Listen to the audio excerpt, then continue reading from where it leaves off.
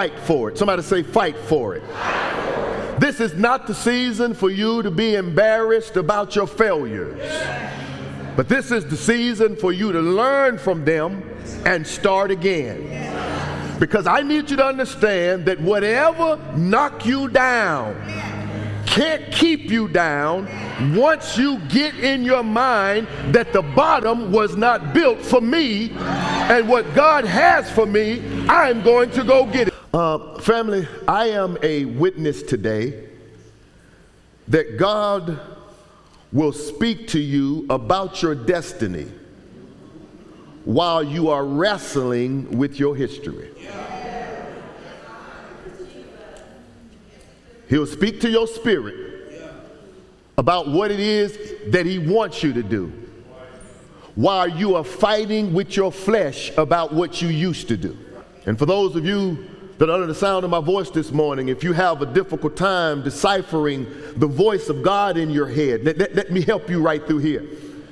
Because the enemy only likes to talk about what was, while God is trying to get you to write down the vision about what shall be. And the majority of us here this morning, and maybe those that are listening online, you don't even know how you ended up in the city, in the state, in the place that you're in. But it was all a part of God's plan. Some of you that are sitting in this second place called Sanctuary, you came to Atlanta, but you didn't come to Atlanta to come to church. But look at what God has done.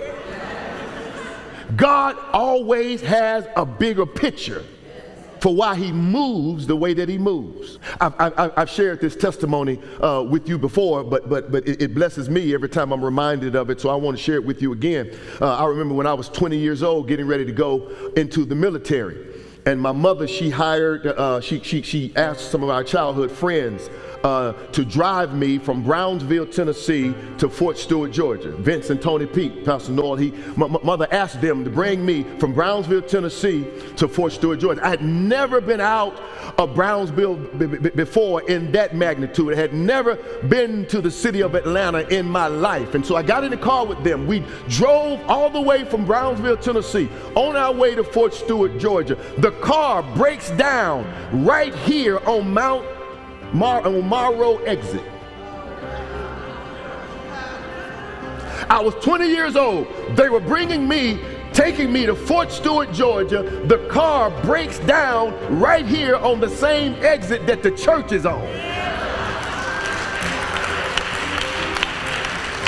They stop there and they say, man, we got to turn around and go back to Brownsville. We don't trust the car to go any further. And while we're standing there, I'm standing there, I never will forget it, standing there with my Army uniform on. They're telling me they got to go back to Tennessee. I got to get to Fort Stewart. I'm standing there. A state trooper drives up, and the state trooper asked the question, is there anything we can do to help? I said, sir, I'm a brand new soldier. I got to get to Fort Stewart. They can't drive me. The car's having issues.